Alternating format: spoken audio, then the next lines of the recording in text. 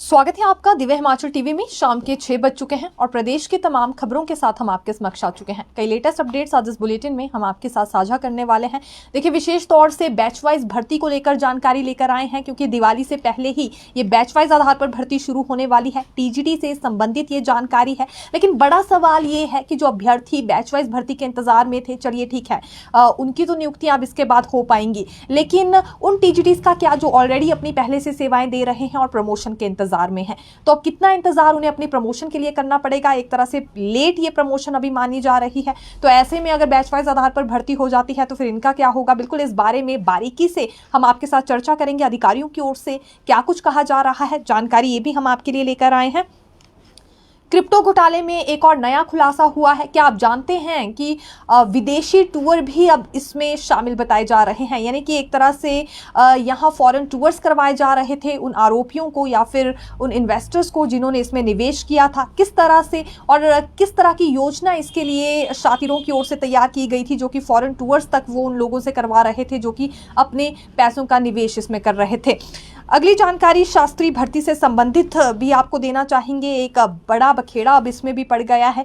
देखिए, पहले संशोधन की मांग महज शास्त्रीय अभ्यर्थियों की ओर से ही उठाई जा रही थी, लेकिन अब जो बीएड पास अभ्यर्थी हैं वो भी इसमें संशोधन की मांग उठाने लगे हैं। आखिरकार किस कारण से, ये अपडेट हम आपके लिए लेकर आए हैं। फॉरेस्ट गार्ड भर्ती पर जानकारी देंगे। हालांकि इंतजार तो यहाँ पर अभी सबसे ज्यादा वन मित्र भर्ती को लेकर हो रहा था, क्योंकि पॉलिसी एक तरह से लगभग तय हो चुकी है, लेकिन उससे पहले अभी फॉरेस्ट गार्ड भर्ती होगी। ऐसा क्यों और वन मित्र भर्ती कब तक हो पाएगी, इस पर भी अपडेट हम आपको देने वाले हैं। शुरुआत मौसम से करना चाहेंगे, क्योंकि एक बार फिर मौसम करवट बदलने वाला है हिमाचल प्रदेश में। 8 से 10 नवंबर के बीच मौसम खराब रहेगा। हालांकि 9 नवंबर को येलो अलर्ट भी जारी किया गया है। उसके बाद 11 नवंबर से मौसम सामान्य बना रहेगा। ये मौसम विज्ञान केंद्र की ओर से प्रेडिक्शन जारी की गई है। हालांकि इससे पहले भी देखिए 6 से 7 के बीच मौसम खराब बताया गया था, लेकिन अधिकांश क्षेत्रों में धूप खिली रही। एक तरह से ड्राई अभी हमें मौसम देखने के लिए मिल रहा है, और कुछ एक क्षेत्रों में किसान बागवान इंतजार भी कर रहे हैं बारिश का, क्योंकि फसल वहां पर काफी ज्यादा प्रभावित हो रही है। जिला परिषद कैडर पर अब आना चाहेंगे, क्योंकि एक बार फिर से ये बैठक लटक गई है। ये जिला परिषद कैडर के कर्मचारी अधिकारी लगातार इंतजार में बने हुए हैं कि कब सचिवालय से इन्हें बुलावा आएगा। देखिए, पहले यहाँ पंचायती राज मंत्री अनिरुद्ध सिंह राणा मौजूद नहीं थे, लेकिन जब वो आए तो अब विभाग के निदेशक और सचिव दोनों ही यहाँ पर मौजूद नहीं है। इसलिए अब चर्चाएं कुछ इस तरह की है कि 17 नवंबर के बाद ही सचिव और निदेशक लौटने वाले हैं, तभी ये बैठक इनकी बुलाई जाएगी। तो दिवाली तक का भी इन्हें इंतजार करना होगा। उसके बाद भी बैठक के लिए बुलाया जाता है या नहीं, ये हम देखेंगे। हालांकि जो प्रतिनिधि हैं इस संगठन के, वो ये आस लगाकर बैठे हैं कि जल्द से जल्द उन्हें बुलाया जाए, ताकि उनकी समस्या का समाधान हो सके। जो मर्जर की डिमांड ये उठा रहे हैं कि विभाग में डायरेक्टली इन्हें मर्ज किया जाए, इस पर क्योंकि अब क्या आश्वासन इन्हें आगे से दिया जाता है, कब तक अधिसूचना जारी होती है, या किस प्रकार से इनकी मांग को सुना जाता है, तमाम तरह के सवाल हैं जो कि इनके जहन में भी है। और इन सवालों का जवाब तो देखिए तभी मिल पाएगा जब बैठक के लिए इन्हें सचिवालय में बुलाया जाएगा। पहले भी ये 22 दिन की पेन डाउन स्ट्राइक पर रहे हैं। पंचायतों के काम पूरी तरह से लटक गए थे। उसके बाद सरकार ने ही एक तरह से इस संगठन से अपील की थी कि अपने अपने काम पर ये लौटे, और राहत एवं बचाव कार्य जो शुरू किए गए हैं उसमें जो डॉक्यूमेंट्स वाइज अड़चन आ रही है वो कम हो पाएगी, एक तरह से वो काम पूरे हो पाएंगे। तो ये खैर देखिए, मंत्री से वार्ता करने के बाद अपने अपने काम पर लौट गए थे, लेकिन आश्वासन ये दिया गया था कि 30 अक्टूबर को इनके साथ विस्तार पूर्वक ढंग से बैठक होगी। जो बैठक अभी तक नहीं हो पाई है। अब इन्होंने सब्र एक बार फिर रखा हुआ है, लेकिन दिवाली के बाद भी बैठक के लिए कब तक बुलाया जाता है ये हम देखेंगे। हालांकि अभी देखिए, इस बुधवार को ये बैठक होने वाली थी, चर्चाओं में ये बात भी थी, और तैयारियां करने के आदेश भी यहां सरकार की ओर से अधिकारियों को दे दिए गए थे। लेकिन फिर देखने में ये आया कि निदेशक भी नहीं है, सचिव भी नहीं है, तो इनकी गैर मौजूदगी में कैसे ये बैठक हो पाएगी। इसलिए फिलहाल इसे अभी तक टाल दिया गया है दिवाली के बाद तक। देखिए, प्रतिभा सिंह जो कि कांग्रेस प्रदेश अध्यक्ष भी हैं और सांसद भी हैं, इनकी ओर से भी आज एक बड़ी स्टेटमेंट दी गई है। हालांकि पहला सवाल हमने इनसे ये किया था कि क्या लोकसभा चुनावों के चलते इस बार भी प्रत्याशी यही होंगी मंडी संसदीय क्षेत्र से, तो प्रतिभा सिंह ने ये कहा कि ये हाईकमान पर निर्भर करता है कि वो किसे टिकट देते हैं या किसे प्रत्याशी के तौर पर चुनते हैं। लेकिन अगर दायित्व इन्हें दिया जाएगा तो ये अपनी जिम्मेदारी बखूबी निभाएंगी। पहले भी इन्होंने निभाई थी और काफ़ी टफ कंपटीशन भाजपा के प्रत्याशी को दिया था, तो इस बार भी ये डटकर मुकाबला करने के लिए तैयार है। लेकिन उससे पहले हाईकमान पर निर्भर करता है कि वो किसे इस काबिल समझता है। अगर इन्हें समझा जाएगा तो इन्हें भी इससे कोई आपत्ति नहीं है।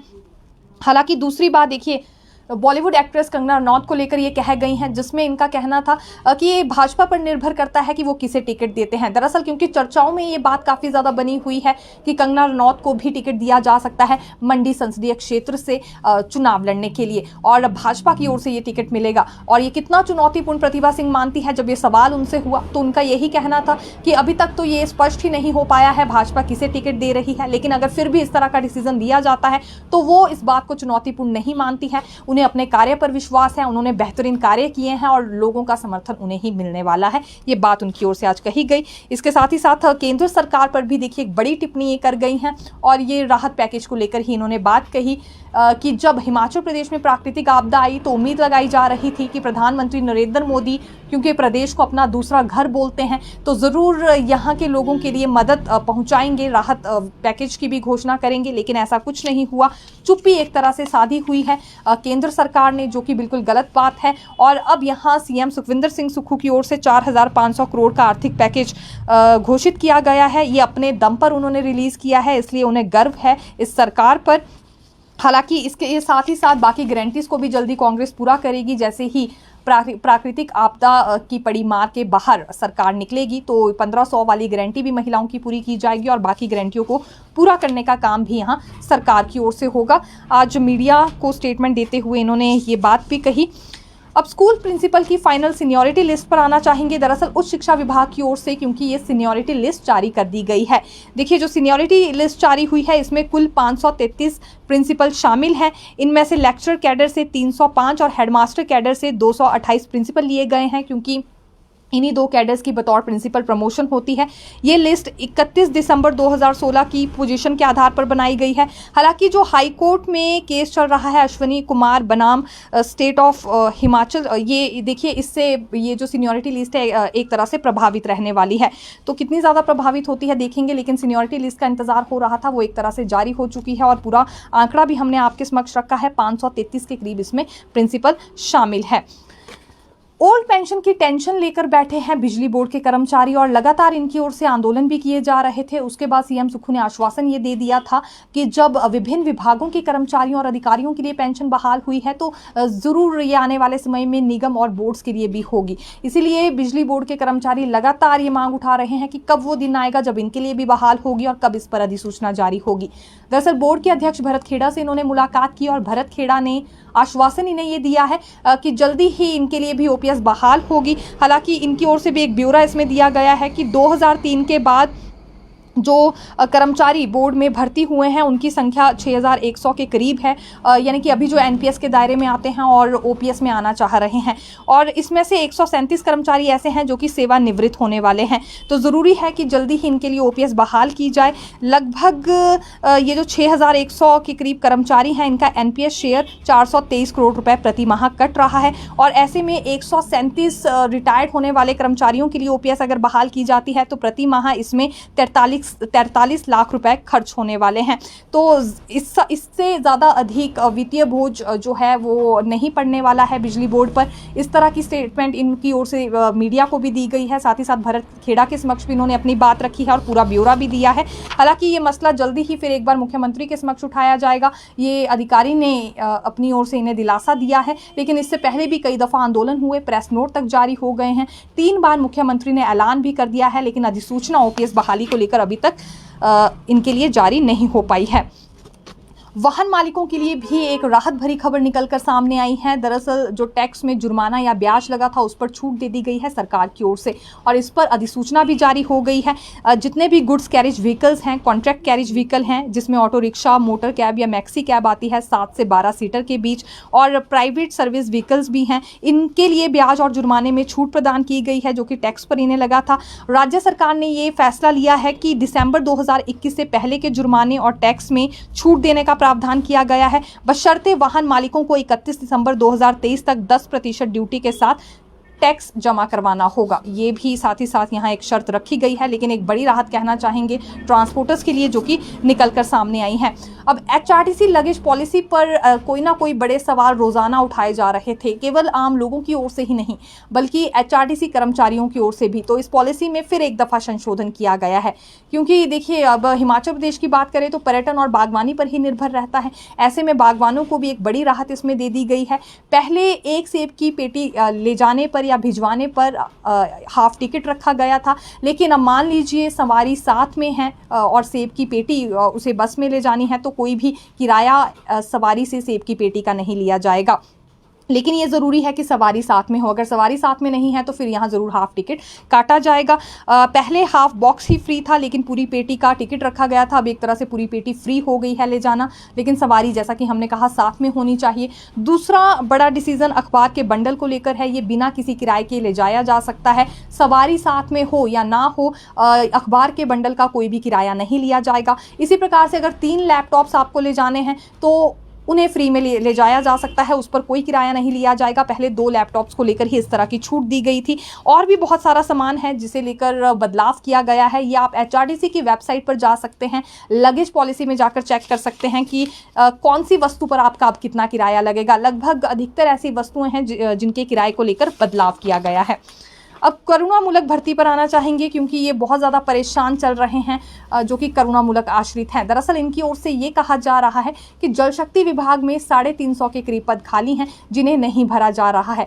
और ये जो केसेस हैं 7/3/2019 की पॉलिसी के तहत आते हैं, तो 1 टाइम सेटलमेंट देकर इन्हें एक साथ क्लास 4 के पदों पर नियुक्तियां प्रदान की जाए। हालांकि आरोप इन्होंने ये भी लगाया है कि सरकार पिक एंड चूज पॉलिसी को यहां अपनाना चाह रही है, क्योंकि 2018 से लेकर 2023 के बीच कुछ एक ऐसे करुणामूलक आश्रित हैं जिन्हें क्लास 4 के पदों पर तैनाती दे दी गई है, इस डिपार्टमेंट या अन्य डिपार्टमेंट्स में भी।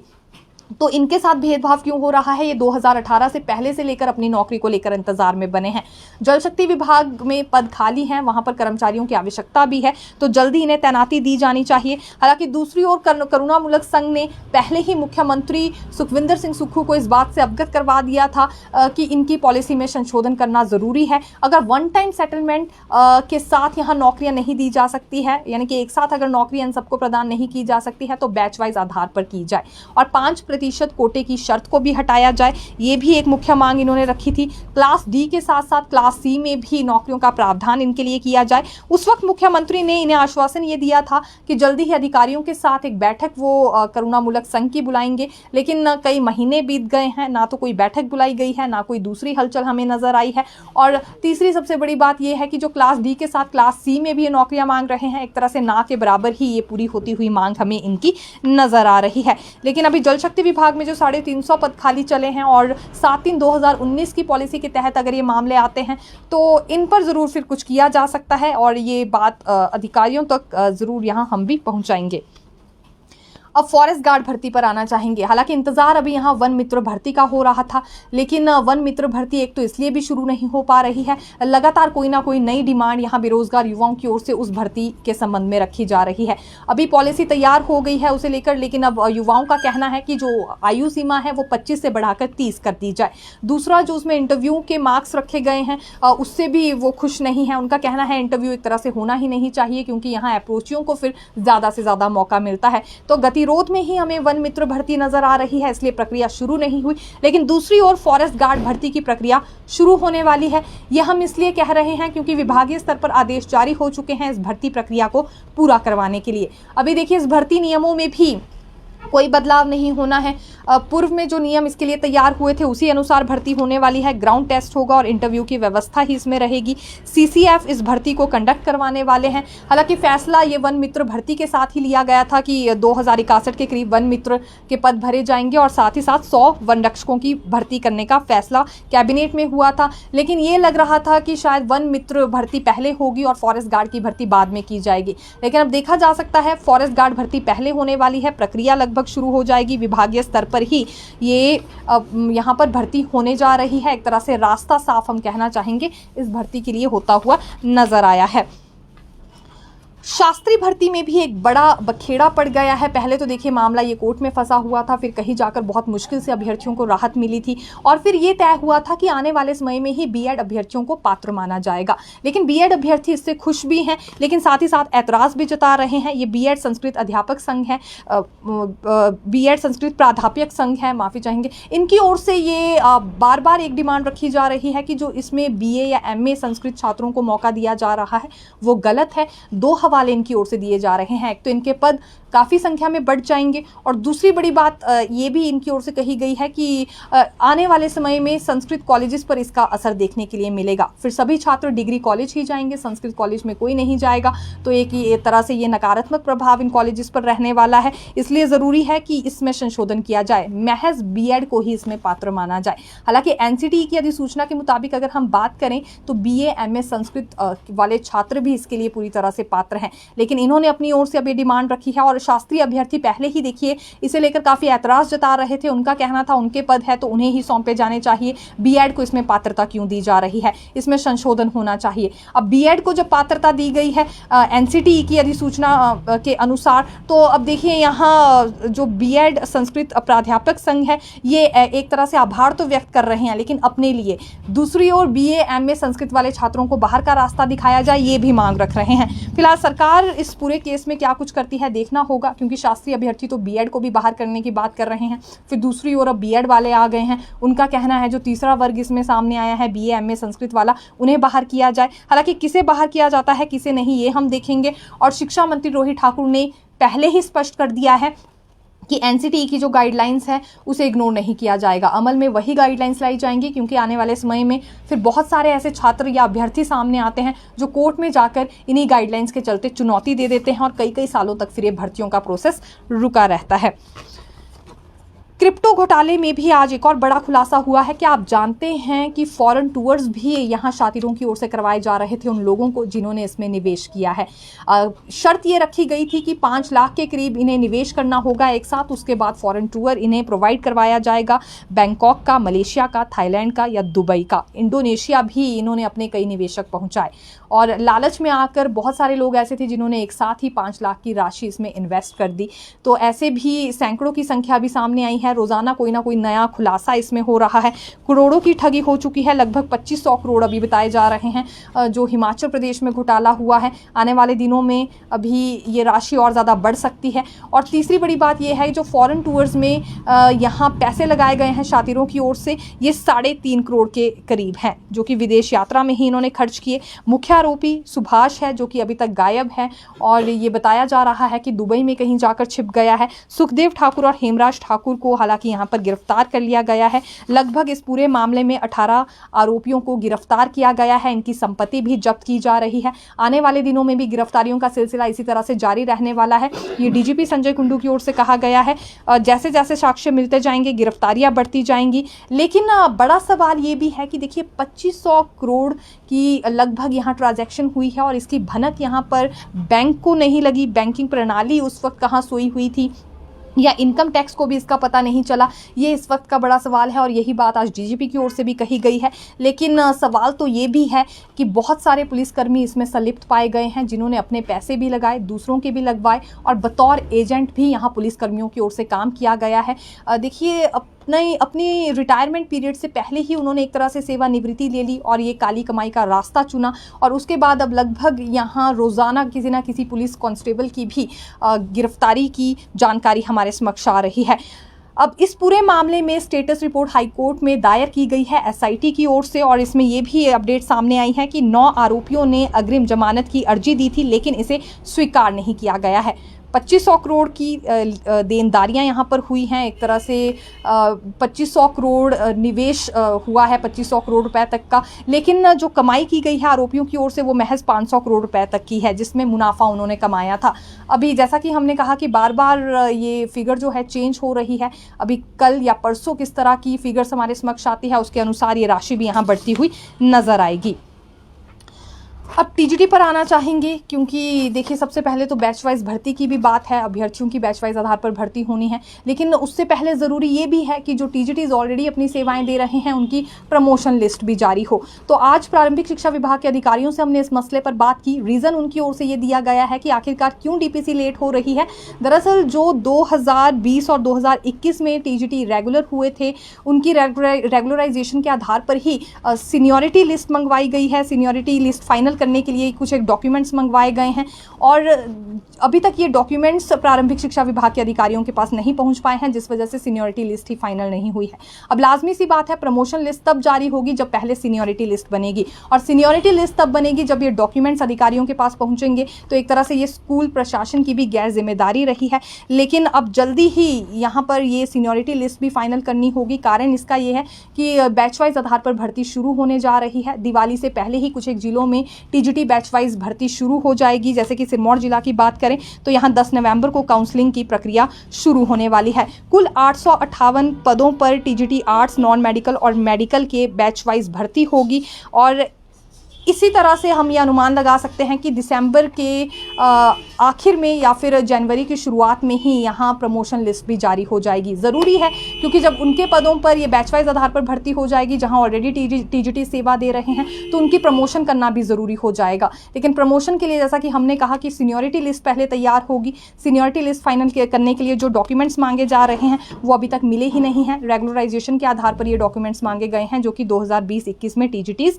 रेगुलर हुए थे। तो अब ये स्कूल प्रशासन पर डिपेंड करता है वो कितनी जल्दी डॉक्यूमेंट्स भिजवाते हैं अधिकारियों के पास, और फिर ये डीपीसी भी हो पाएगी। हालांकि देखिए टीजीटी के अलावा अभी जेबीटी और शास्त्री की काउंसलिंग भी होने जा रही है। हालांकि ये हो सकता है कि दिवाली के बाद ही यहाँ इनकी भर्ती प्रक्रिया शुरू हो पाए। एचआरटीसी से जुड़ी एक और अपडेट आपको दे देते हैं, क्योंकि पहली मर्तबा ऐसा देखने में आया है जब एचआरटीसी ड्राइवर यूनियन की ओर से आभार व्यक्त किया गया हो सरकार का। और ये इसलिए हुआ है क्योंकि अब इन्हें सैलरी महीने के शुरुआती हफ्ते में ही मिलना शुरू हो गई है। 1 तारीख को इस बार इन्हें वेतन मिल गई और 2 माह का एरियर भी मिल चुका है। इसलिए शुक्रिया इन्होंने सरकार का किया है, लेकिन साथ ही साथ 3 डिमांड्स और रखी है। एक तो ये कि ड्राइवर भर्ती वहाँ जल्द से जल्द की जाए, अतिरिक्त बोझ इन कर्मचारियों पर है। दूसरा, पीस मील कर्मचारियों को अनुबंध आधार पर लाया जाए ताकि बेहतरीन ढंग से वहाँ वर्कशॉप्स में भी काम हो सके, और जो ओवर टाइम की राशि है वो भी इन्हें जल्दी ही पे कर दी जाए, क्योंकि अभी बहुत सारे भत्ते इनके ऐसे हैं पेंडिंग है। तो इस पर भी सरकार को जल्दी ही सोच विचार करना चाहिए। तो फिलहाल के लिए यही अपडेट, फिर मिलेंगे नई खबर के साथ। देखते रहिए दिव्य हिमाचल टीवी। धन्यवाद।